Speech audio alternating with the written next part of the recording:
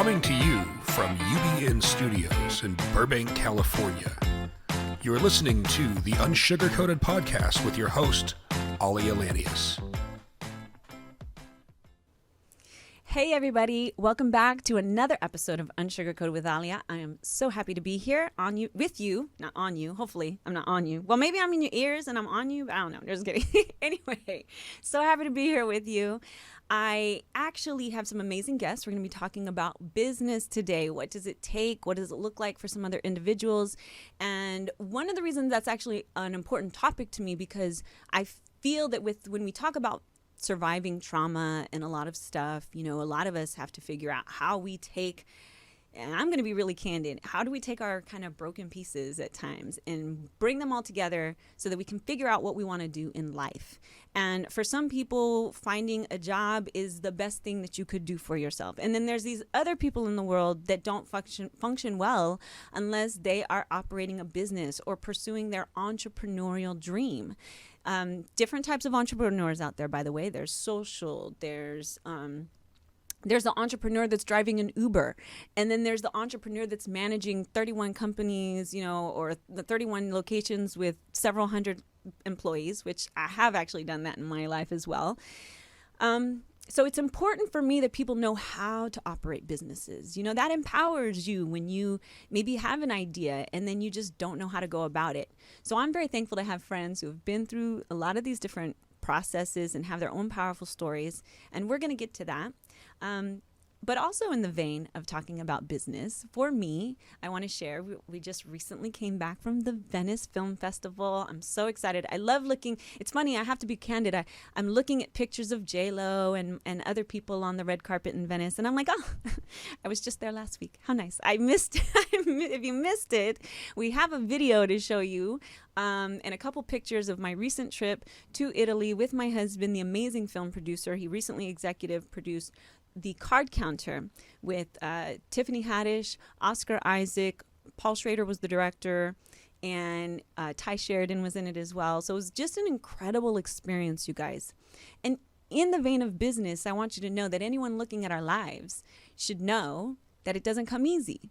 It doesn't just come overnight. And the reality is a lot of people look at us at where we're at, or like I shared, we were in Venice and then we drove to Torino. He has a film that's filming out there. Henry Golding is in it. He has another film that's coming out too with Sigourney Weaver and things like that. And of course, there's what I'm doing as well with Unsugarcoated Media. But my point is, it hasn't been easy. And my husband was once a server at Four Seasons. Like, you guys need to understand that if we can do it, so can you if you want to. But don't be deceived by how good it looks now, and then not appreciating or understanding that it's been a journey to get there. But I'm honored to share it with you, and I hope that it inspires you to think about what you could be capable of. So with that, I'm going to get to my friends because I really want you to hear their story and be inspired by them as well. Kate and Daniel Robbins are a power couple that you need to be familiar with if you're not already. Kate is the founder of the award-winning Spa OC Facial Center, boutique hotel brand Betana Say Paraiso, and IBH Media, a tech and real estate investor who was named as one of the 100 most influential Filipina in the world. A proud mother of two, she's been featured in Wall Street Journal, Forbes, Huffington Post, BuzzFeed, and Modern Luxury magazine. With her husband, Daniel Robbins, they are taking the world and Clubhouse, the hot new social media app, by storm. Daniel dropped out of college at 20, and now he utilizes his almost 20 years in leadership and 5 years in consulting to bring inspiration and help entrepreneurs gain authority and reputation in Google search through media, features, and interviews. Ladies and gentlemen, please welcome Kate Hancock and Daniel Robbins. So honored to be here. Thank you. Thank you both for being here. So we have to tell the world this. Technically, you were here before. Now you're talking to us from the OC, but this is exactly to my point. What in business ever goes right? right, guys? Like, so we actually we did a dress rehearsal before. We didn't know, but we did a dress rehearsal. A technical issue now has us re-recording. So I love it. Kate, I want to start with you.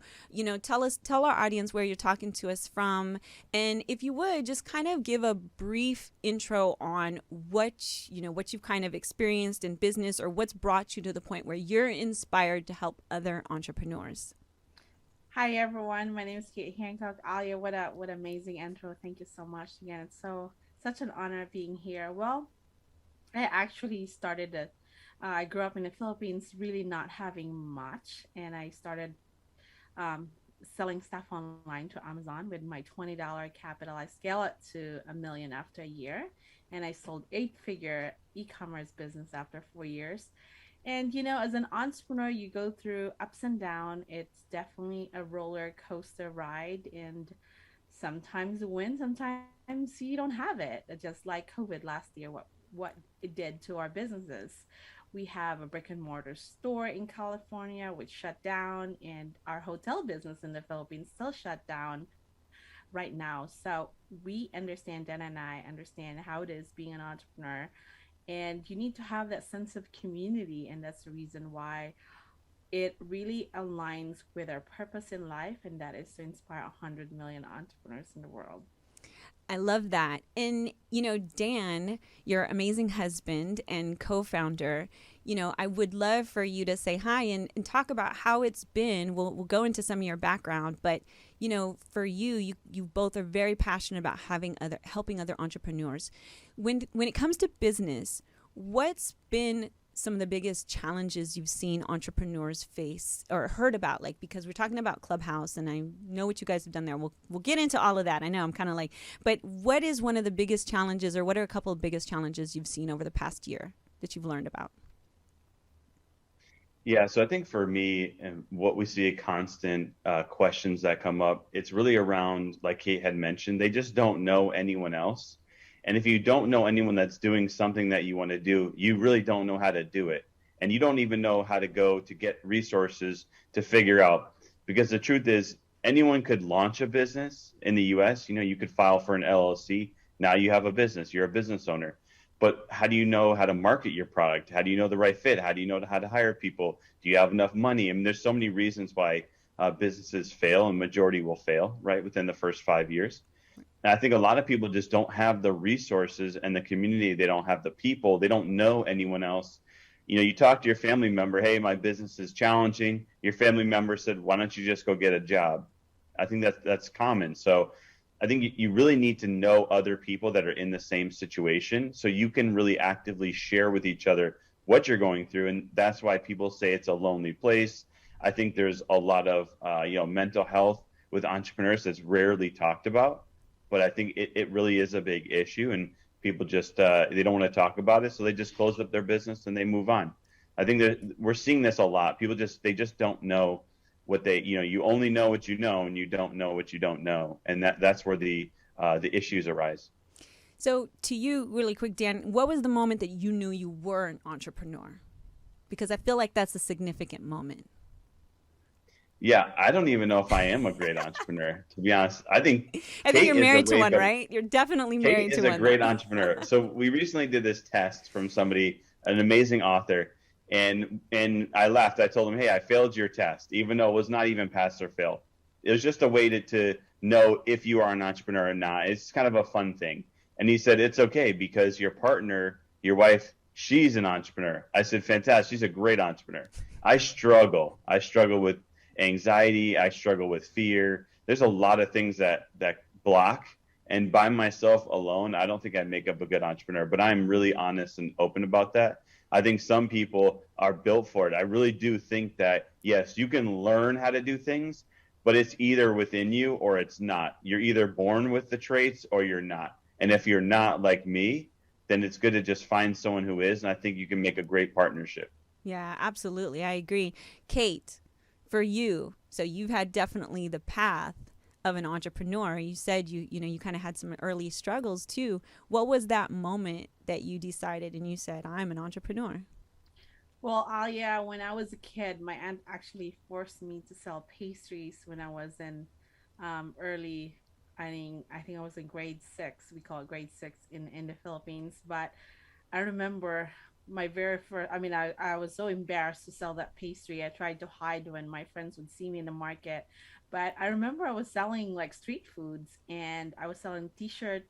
I was doing a lot of product arbitrage while going to college. I would flip cell phone and I change the packaging and I would resell it to some of my family employee and to my uncles. So I've been hustling. And I remember I would even make this fake flowers like made of cloth for Valentine's Day, and I would make money and I get excited every time I make a sale. So I guess I'm an entrepreneur because I'm creating opportunity and solving a problem. So I think that's the definition of entrepreneurship. Yeah, I like that you brought that up because that's super important. Not everyone understands what an entrepreneur is. And like I said, you could be the guy driving an Uber, or you could also be really legitimately running a multi-million-dollar company. And what do you guys think about, like, I mean, both of them deserve credit, right? But I mean, you guys have now, so a couple things I want the audience to know. So Clubhouse, the hot social media app that a lot of people have gotten on, it's incredible, has been a place, a platform for people to come and just share knowledge. Kate, maybe you would actually do us a great service and give your interpretation of what Clubhouse has been right now during the pandemic, and especially for you guys as you are on this journey to help. Because I've sat in rooms with you and heard people come in and say, I'm so thankful for this knowledge. I would have to pay thousands of dollars to get this knowledge, but I'm getting it for free right here. So yeah, can you share with us your perspective and how it got started and what you've seen and where you guys are taking it? Yes, absolutely. So we actually started last year, December 12th, 2020, out of boredom, being shut down here in California. So that's the first day we joined Clubhouse, and we know nothing about it. And Christmas Day, we started, Dan and I, it's like, we have nothing else to do, so why don't we create a room? And our very first room is, the title is What It Takes to Run $1 Million Business, because we have a bunch of friends that run a multi-million dollar businesses. So I said, Dan, well, we were not going to have a hard time finding speakers because we have a lot of friends in our community, right? And we ended up building a marathon room which lasted for 21 days.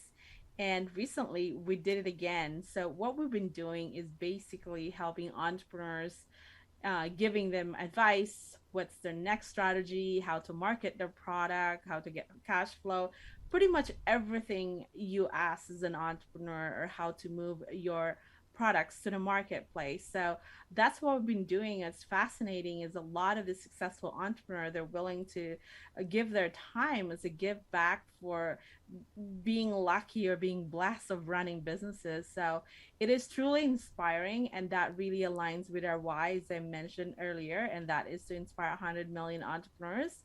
And it just elevated the figures to Dan and I's goal. So it's been an amazing journey. And if it's not because of that social audio app, I would have met Alia, and now she's one of my close friends. So it not only it strengthened friendships, I mean, it just helped us really hone as a leader, and I've grown so much as a leader, as a person, and as an entrepreneur, just hearing expert advice from different walks of entrepreneurs, different stages, different cultures, and level of expertise.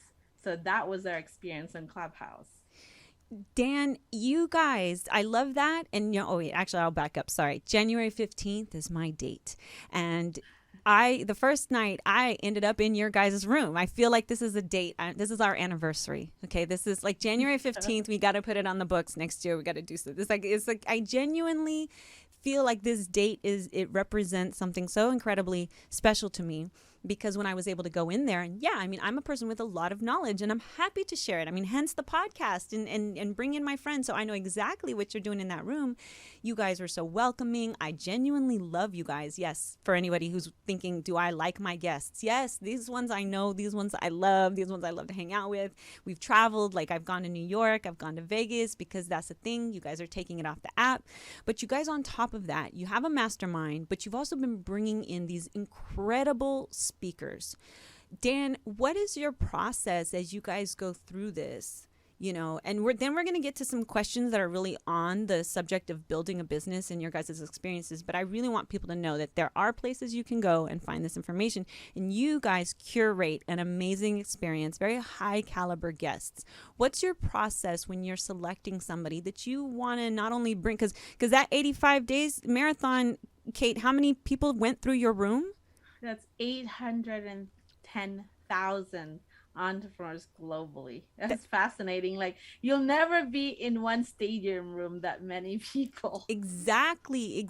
So that's nearly 1 million people that you are talking to. So Dan, when you bring people and you're curating these speakers, what is your process? Yeah, no, it's really incredible. Sometimes you got to pinch yourself because you're like, is this even real? And Kate and I, we never wanted to be famous, and we're not famous, and would never want to be famous.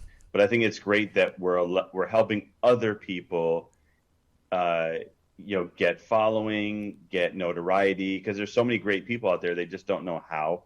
But going to your question, it's tough because every time we have an amazing guest, we then feel like we need to get, at the same level, if not even more amazing, right? And every guest is incredible. So I think at first we tapped into who the people that we know and the network that we have. So who are the people that right now in business are very well known or experts in their field? Some of them are very well known, some are less known, but they're like the top of the top.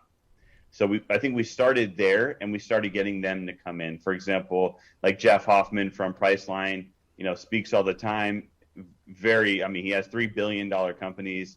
So that was, one of the first guests on our newer marathon. The first marathon was, we had a lot of marketing. We had a lot of people on TV. So now what we're doing is we're just tapping into the business and really going after who are the top of the top in their game.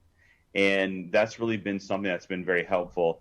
Of course, some people take, we have one guest, he's going to be on at the end of this month. He founded Reebok. He took about 3 months time frame till he's actually going to come on. So, it's not always that these people we were talking to them in order, but some people, as you know, it takes a long time to get them on your show. So we're constantly, yesterday alone, I had conversations with 5 different people who are going to be incredible guests. And I don't know when they're going to actually show up, because that's what we have to do. You have to constantly be nurturing with guests. And the other thing is we also get incredible people that come in because they're friends of people.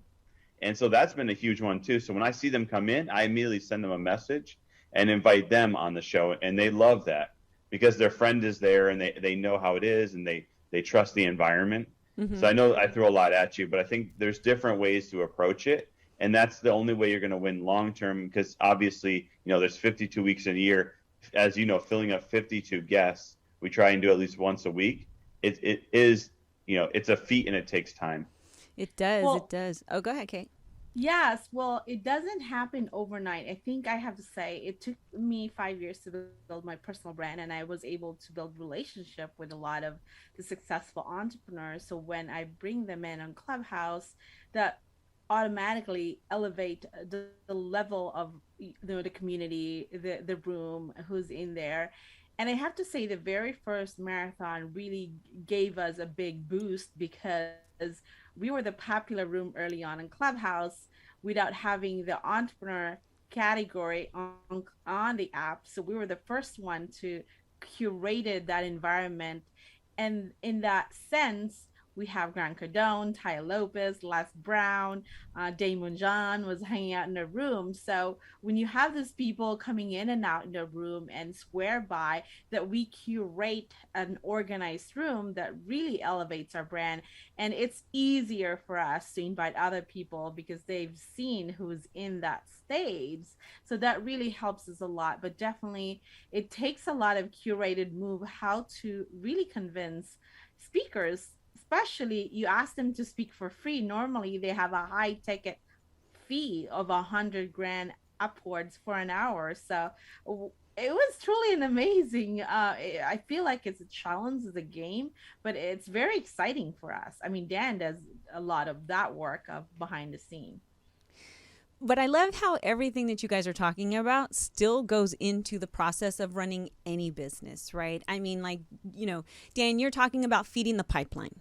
In order to have a successful business, you have to keep things going. You have to feed the pipeline for customers, for marketing, right? Kate, you just brought up personal branding, right? These are things that a lot of people don't realize. I didn't realize I was personal branding for a lot longer before. Then I was doing it long before I understood what I was doing, right? Like, just like you were talking about the entrepreneur. Like, one day I'm like, oh, I'm an entrepreneur. Shoot, because I've been creating opportunity for myself and things like that. But kind of going back to the basics of business.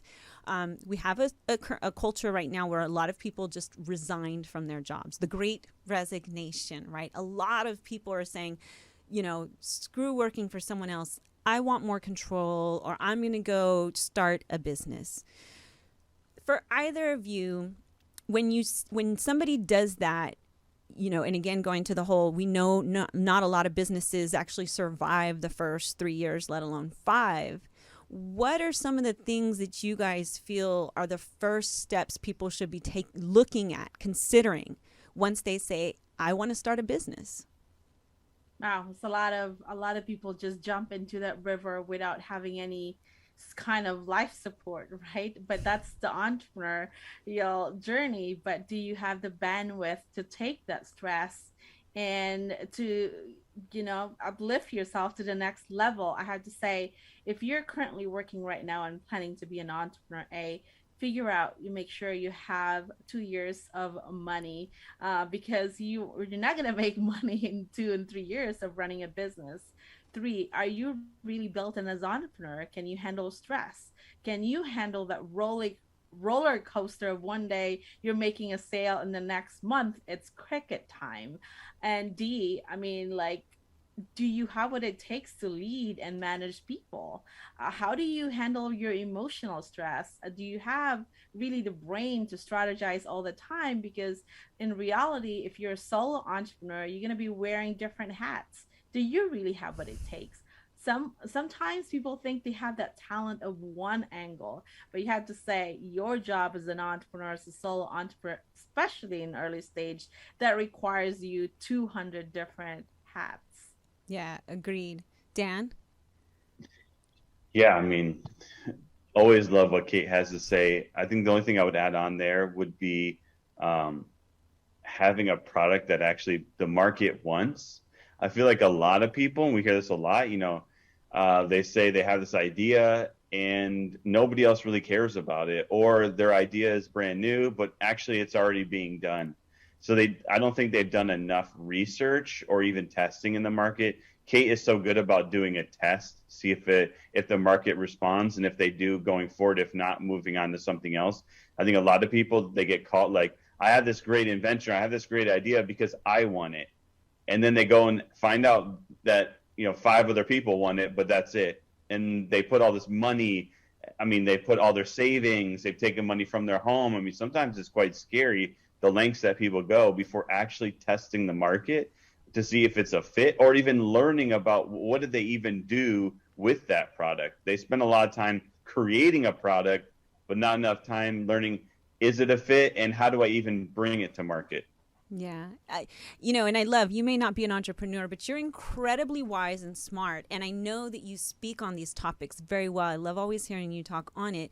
So you guys started this mastermind, and I want you guys to share about that, because this is the next level, right? And I want to say and remind the audience, listen, I can feed you for a day, or I can teach you how to fish, and you will eat forever, right? I mean, this saying is something that I love and appreciate because it's so true. People ask me for help, and I'm like, okay, if I'm just helping you solve one problem, I'm not really helping you. But if I can teach you to be self-sustainable on your own, or take your business to the next level. So you guys started a mastermind that's incredible. And I really, would love for you to share how that is helping your own network take it further and better, and also like vibe off of each other. Yeah, absolutely. Our mastermind is for anyone who runs under $1 million business. Our goal is to make you over $1 million, and you need that tools and trainings as far as how to scale your business and how to make you as a better person as an entrepreneur. So we do have a forum, which is kind of it's kind of like a secret community, Alia, that's hard to explain, because it is really a peer-to-peer learning where everyone's sharing about your experience as far as how you tackle this issue, whether it's hiring issue or cash flow issue, but you're not giving advice. So a lot of successful billionaire or nine-figure businesses swear by being in a forum, because it kind of have, if you think about it, you're talking something, and there's someone that can mirror you. Oh, this is what works for me. So it's a whole new different level, and this is the first time that we open this kind of opportunity to anyone under $1 million of revenue. Dan? Yeah, exactly. It's like having an advisory board for your company, which is how big companies win, right? They have advisory boards. They have people they can go to with challenges. But solopreneurs, entrepreneurs in the beginning, they have nobody. Even like he was saying, even up to that $1 million mark, you might not even have a big team. You might not have anybody that you know that's in it. And when you go through challenges, you're just scrambling, trying to figure it out. So it's like you have your own advisory board, but they don't tell you what to do. They speak from their experience, which I think is more powerful, because you listen more when it's coming from somebody's experience than when somebody else is telling you what you should actually be doing, on top of the education that we provide, content, and it's us facilitating with experts. It's not Kate and I teaching. It's bringing in experts, bringing in companies to actually help us, to teach it to the people. And this is proven stuff that Kate and I have gone through, and millions of others have used around the world. So we know it works. I think back to our story, it was on the day of our wedding in 2018 when I lost my e-commerce business. I was selling really good in e-commerce, and Amazon shut down my account. And if it's not because of being part of the mastermind, I don't think I will get a chance to get up myself. I was laying in bed for the first 90 days because I don't want to get up. I was even thinking of filing bankruptcy. That's all I could think of. I really wanted to give up. But when I was talking to my forum mate in a mastermind, they said, well, you have options. It's not the end of the world. But if you're going through that darkness, you can't see the lights. You just want to be negative because you're so miserable. So I have to thank the community. And that's how being around with high driven entrepreneurs is so important, because that motivates you, especially in dark times. And that's, one of the positive of being in a mastermind. Yeah, I agree. I mean, the networking is so important too. You are the average of the 5 people you spend around. And I mean, I've found in my business, and like you guys, I mean, or like you, Kate, I mean, I worked hard and I have this kind of, this incredible story, but I really genuinely had built a business from the ground up that was making over $1 million by the time I was 30 years old. And, to some people, I know they're doing it at 23, and that's cool. But I mean, I did it's for me, and everything I went through, being homeless at 14 and all the struggles I had gone through, that was a huge thing to accomplish. But it didn't come with the challenges and those dark moments where you're kind of questioning, why am I doing this? Why, this is just a tough day. So in those dark moments for you, aside from the camaraderie, what was it inside you that says, I'm not giving up, I'm pushing forward, I'm going to find a way out of this? Yeah, I think looking back, I feel really bad of telling my staff that you don't have a job. I know they're relying on me, sending their kids to school, and I just can't do that. I just can't do that to my employee who they gave their blood and sweat in building those companies. So that was really my inspiration. And I think to kind of, after that 90 days, I was like, I know it's very hard, but I need to get through it. I think for me, it was more of the employee that I feel bad not being able to send their kids to school. That was my motivation right there. That was my drive. And that's how I went through it. That's incredible. Can I add one thing? Yeah, go for it. Yeah, just watching her and Kate, and I think a lot of people, what happens, your business outpaces your personal growth, which I think is very common. So your business continues to grow, but unless you are doing something to drive your personal growth, it almost outpaces you. And then what happens is you just don't know what to do. Right. So if you don't have somebody, like I was talking about the advisory board, if you don't have people that you could call during those challenges, honestly, what do? You just make it up as you go along. Like, jumping out of the airplane and building the parachute. The only problem is with that, when those challenges arise, it could, make or break you in that moment. Like Kate said, a lot of people have to file bankruptcy, close, because they don't have that, because their business really outpaces them. Because, as you know, there's so much complexities within your business, leadership. I mean, there's so many things, and you're just one person. And so until you really have people that can manage and do a lot of things, you're doing all of it. So it's really, really difficult, especially as you're ramping up to that $1 million mark. You really need to have some knowledge. You need to have people. You need to develop yourself as your business so your business doesn't outpace you. Do you feel like that's a missing component that a lot of people like that's why you guys are doing the mastermind, and that's why you guys are doing this on Clubhouse? I know personally you guys have seen so many people struggle over this past year. So do you think that's really why, when we look at why are some of those businesses failing? Because when they do grow and it outpaces, they're just not taking time to understand how critical that is?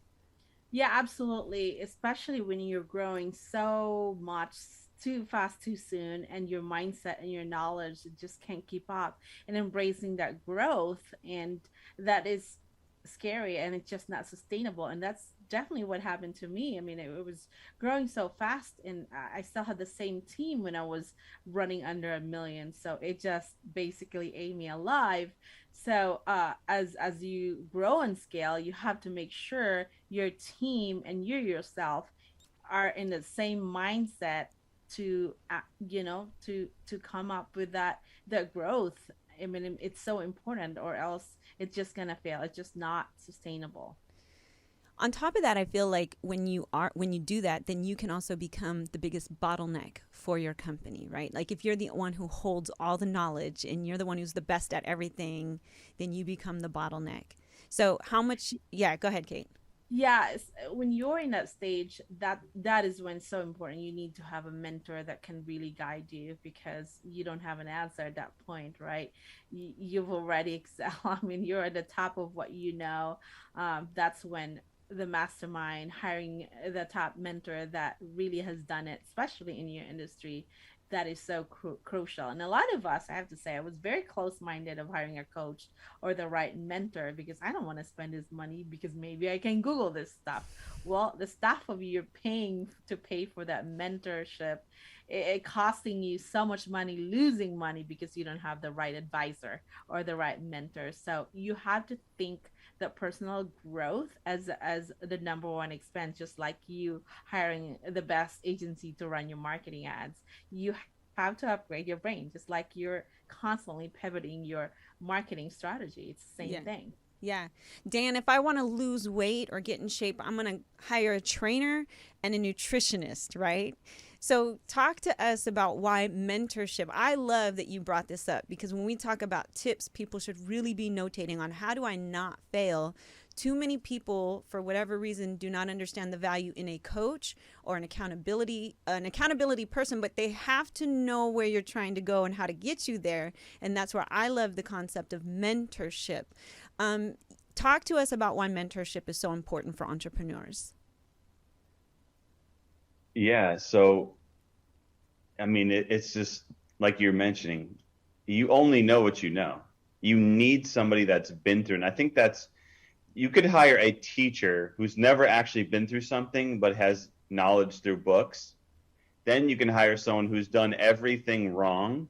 I think that person is going to help you more, because when you've done things and you've done it and you've been through the challenge, like Kate said, it's not always just about how do you get out of something or how do you do something.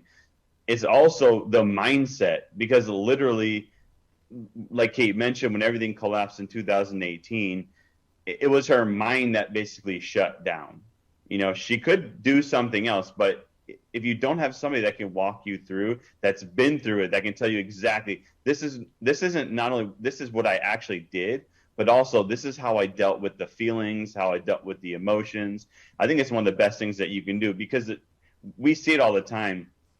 There's never a business that you're going to do where you're not going to have challenges. Like Kate mentioned, you're going to have months where you make zero money. Sometimes you're hustling and all of a sudden, boom, you make money. And some people that we know, they make, 1 month covers their 12 months because they're working on big contracts. But 6 months out of the year, they make zero money. I mean, that is really, I think that's where a lot of times entrepreneurship is not for people. I think it's the mental game. And that's where I think people struggle. So having that mentor, it doesn't matter if you sign up for a mastermind, if you get a mentor, if you get a coach, you have to get something. You have to be around people, because those are going to be the ones that are going to, and it's the time when you're in that down is when it's absolutely crucial. You can learn marketing, you can learn how to do that stuff, you can learn how to sell, but it's the feelings, it's the emotions when you hit those road bumps, I think are the absolute most crucial time. Yeah. So you guys are, and I love that you said that, by the way, before I move to my next thought. Like, I appreciate that from Larry Namer. I have to give him my shout out. He's always there. You guys know he's always showing up. But I want to only bring that up because as a mentor, I'm very fortunate. And I say that as an example. Like, he co-founded the E network, E Entertainment. So here I am with Unsugarcoated Media. Of course, I want a mentor who, when things go wrong, or I'm like, what should I do? To your point, exactly. It makes such a difference, and it saves me so much time because I know I'm going to the right source. I'm going to the well, and I'm going to get water out of it, not because it's empty, but because I went to the right place. Going back to personal branding. Okay, personal branding is huge for businesses. I didn't realize I was doing it long before. And I talk about like where I really just tell people or let people focus on my abilities as opposed to maybe what projects I'm doing. So when I owned Metro PCS stores or I worked in music, like ultimately I built a brand for people to know I'm just good at business. I get into projects that, hopefully and usually pan out to be good because I have this, I have a business background. For you, Kate and Dan, as you build your personal brand and you're serving this community on Clubhouse, what is the most important part to you that people understand about what you guys represent in your story? Wow, that's a big question. I think people can see that we're very genuine. I think that's one thing. Like, especially when you're building your personal brand, is you gotta stay who you are. And people can see that through you. And that is my one advice if you're planning to build on your personal brand, because people, especially through a voice app, right, you can just tell who's faking it and who's not, who's an expert and who's not. I think for me, the being genuine about all my storytelling, which I've been utilized the last 5 years, I think that's what works for me as far as building my personal brand. That really elevates whether my personal brand or the companies I built. I utilize the storytelling technique a lot. That works for me. Yeah. Dan, how does that contribute to what you're doing in the media space right now? Because you're also helping other people with their personal brands, tell their stories. How does the personal brand play into what you do now? Yeah, I think what's really inspired me over the years is a lot of the media consisted of the same people. I know we were talking about, you go to a speaking event, it's the same people. Just like you watch on TV, it's the same people. And one thing I really enjoyed about is I really started with Kate and working the PR with Kate for many years in the businesses.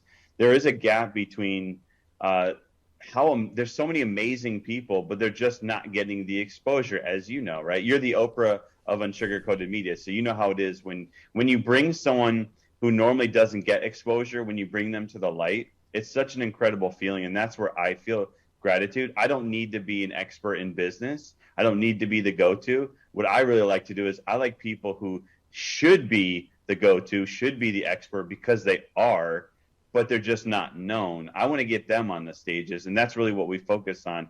When you search somebody's name or you search something, I want them to come up. Not only just them, but all the great things that they're doing. And that's why, I've loved Clubhouse and I love, the media and just getting people the exposure that they have. That's why we're working with a TV show now. We're even looking at, possible way with books. So I think there's so many incredible people with amazing, inspiring stories that millions of people need to be hearing, they need to see, they need to be listening to. They just don't understand how to get in front of those people. And that's really my focus. That's incredible. I love that you guys are doing that. You brought up the conferences, and that's one thing that Clubhouse has done is it's been able to allow networking for a lot of people who otherwise cannot. So how do you guys see, and I know I mentioned it, I met you guys in Vegas. You hosted an amazing, beautiful, elegant dinner for entrepreneurs like myself. You did it in New York. You did it again recently at Spago here in Beverly Hills. What do you guys see as the networking future for people right now in business? Like just with the pandemic still gotten people, like how do you see networking right now for the business minded people out there that want to gain this knowledge?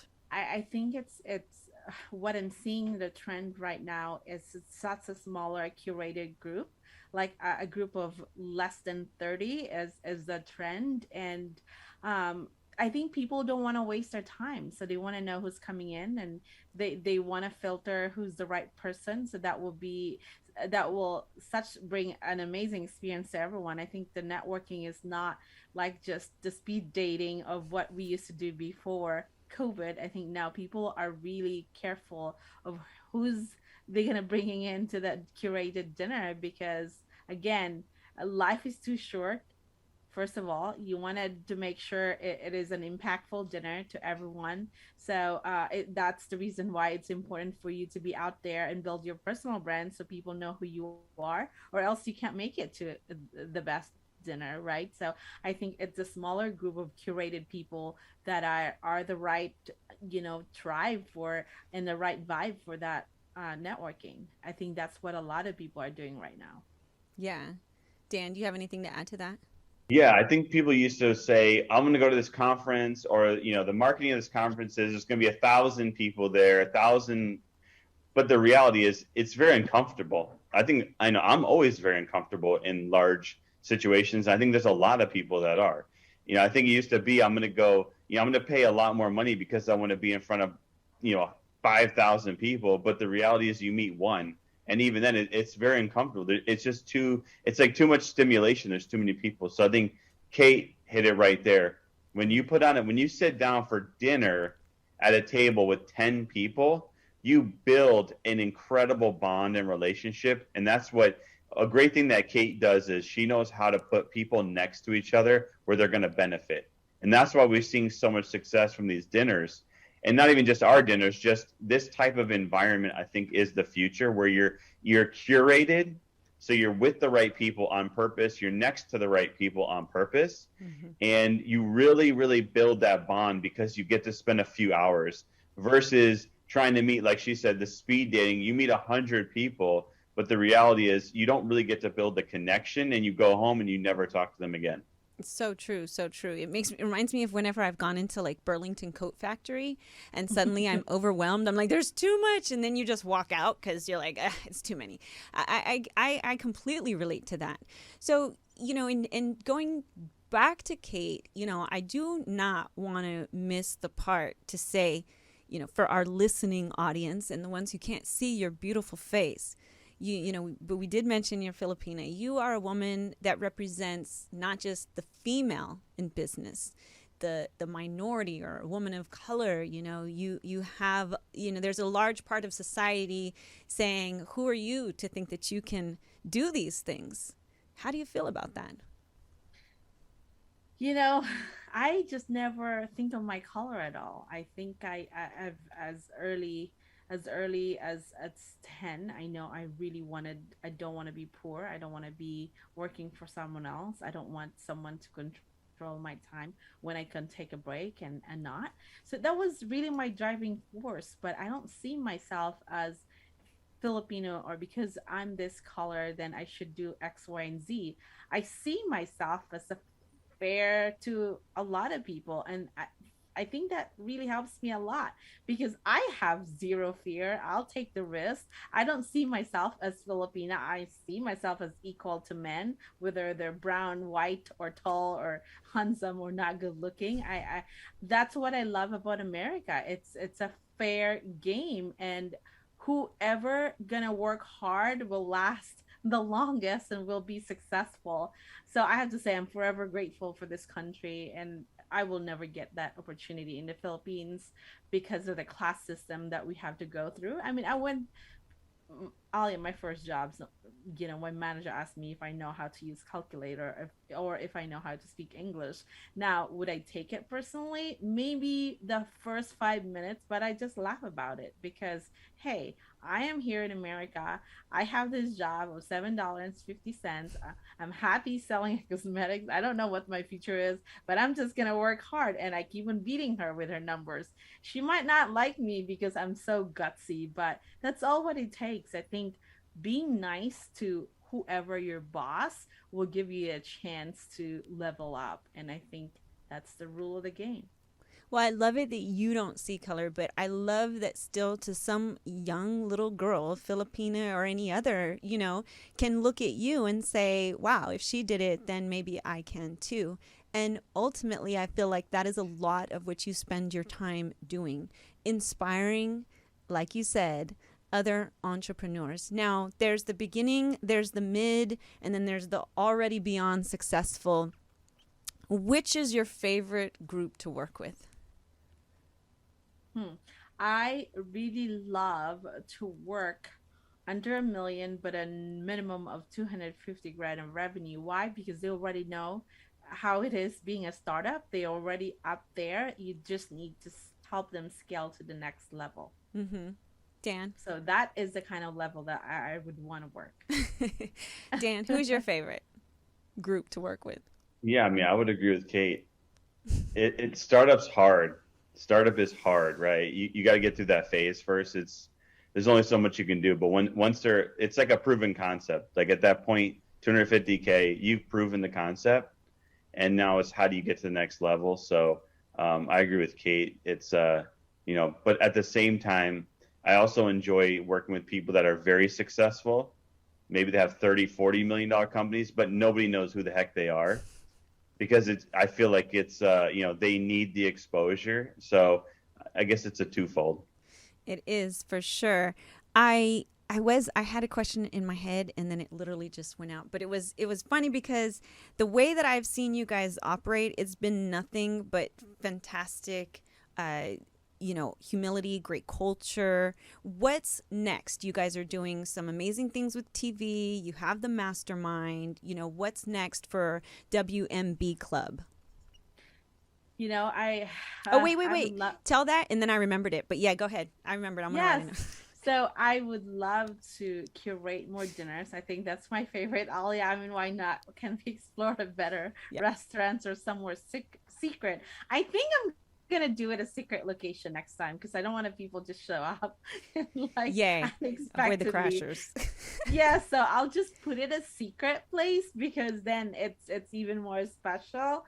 But I really love curating those dinners. Maybe I was even thinking of maybe we can do an activity of how to learn to fly in space, or maybe do like Navy SEAL, something like really extraordinary that you can't just do by buying Groupon, experience, like something very unique and once in a lifetime experience. Those are my goal, and I love doing it. So I don't really feel like I'm working. So if I could put this together and help people to met that someone who can fund their business or be the next best friend that can elevate their business or their mindset, that's my favorite. That would be an ideal. I love that. And I'll just be flying around the country in the world because we're going to try and do London before the end of the year. We're putting that out into the universe to anybody in London. But I remember my question because there is two things, and I know that, Kate, you can speak to either of these. And I'm taking an extra minute or two simply because we had to re-record this. So I don't mind going over just a little bit, audience. But this is a very true question. Sometimes people, to your point, Dan's point, starting a business from the ground up, it's hard. So why is sometimes acquisitions of business another thing that people should be looking at if you're interested in getting into business? Well, I mean, startup is hard. 90% startup fail. That's the statistics, Dan. But if you are acquiring an existing business, like for example, that $250,000 revenue a year, you're already acquiring an existing business that has a process, that has an existing customer.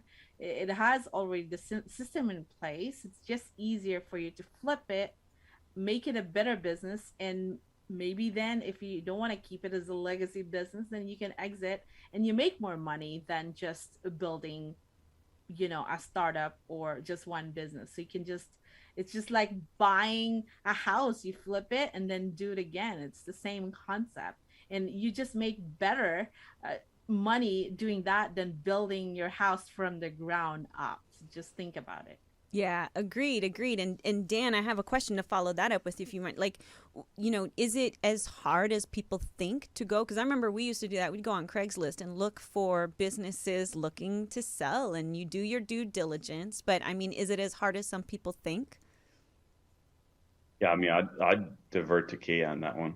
Yeah, it's hard. Remember, the best business are not for sale, right? So it is hard. I think any business that out there that's are for sale, probably not the best business. That's always what happened, right? So I think the key is for you to look for, maybe do a research from your friends and family someone who's retiring. It could be a bookkeeping company that's been there for 20 years, but they don't know how to scale that business, but they have a 20 years of clientele that you can extract and upsell, or maybe buy. I mean, those people that wanted to retire and they don't know who's gonna taking over the business. So those are the best business to look after. And that's go ahead.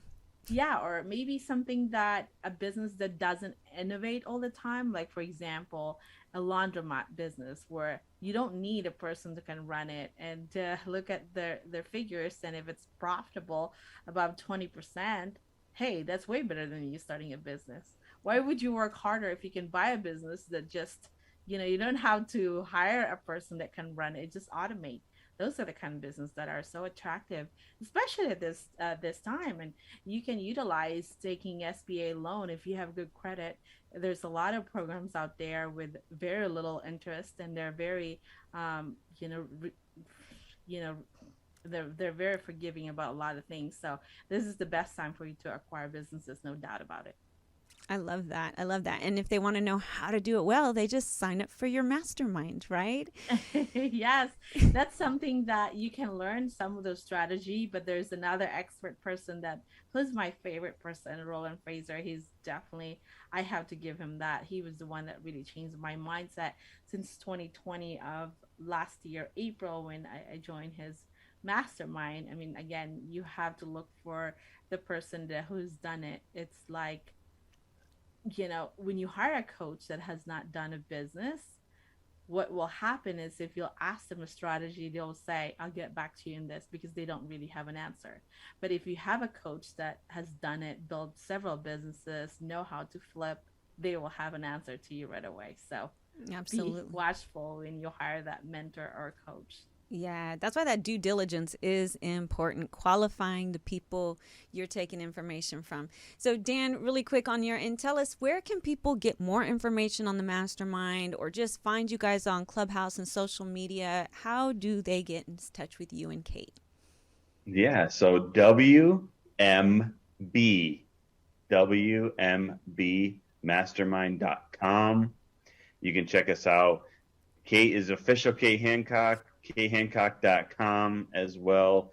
I'm somewhere in there too. So if you go to there, that's the easiest way you can get in touch with both of us. So khancock.com, WMB, that's what it takes, $1 million business. It's kind of a long one, but WMBmastermind.com. That's why we shortened it. Which, on that, quick question, because people always like, okay, so you guys just jumped on the Clubhouse and you made the name. Is there any hindsight 2020 on that? I mean, do you guys feel at all like we should have gone with a shorter name? Or I mean, you guys are kind of just living in the moment. Like, tell me, be honest and be unsugarcoated. These are some of those things we learn, right?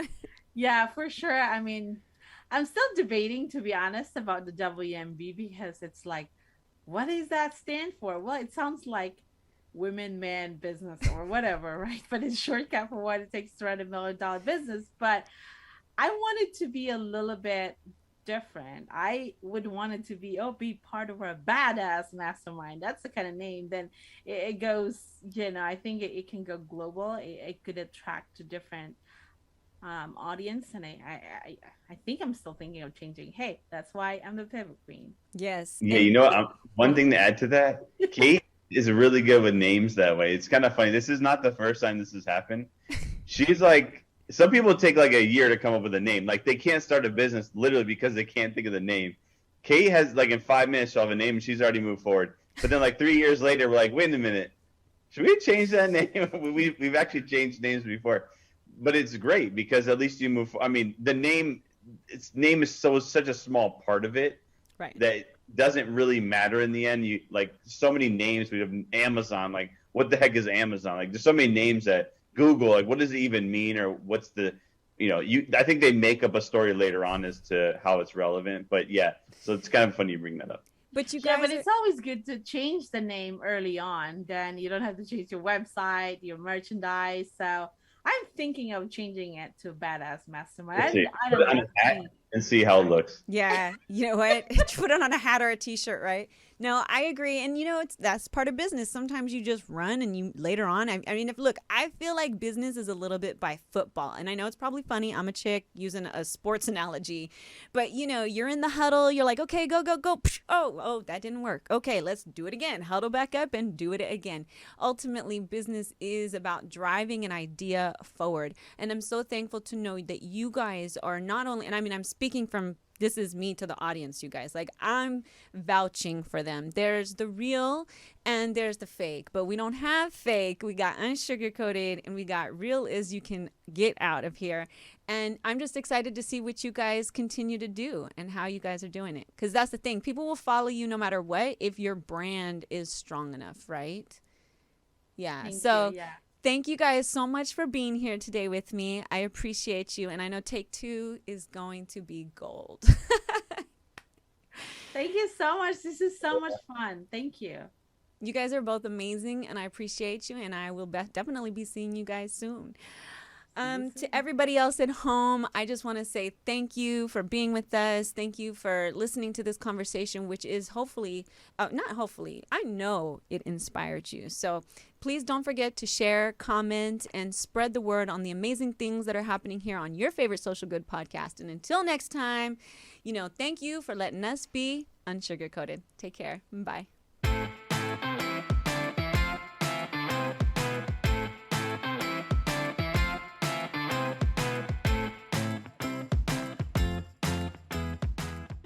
What are you still doing here? Come back next week.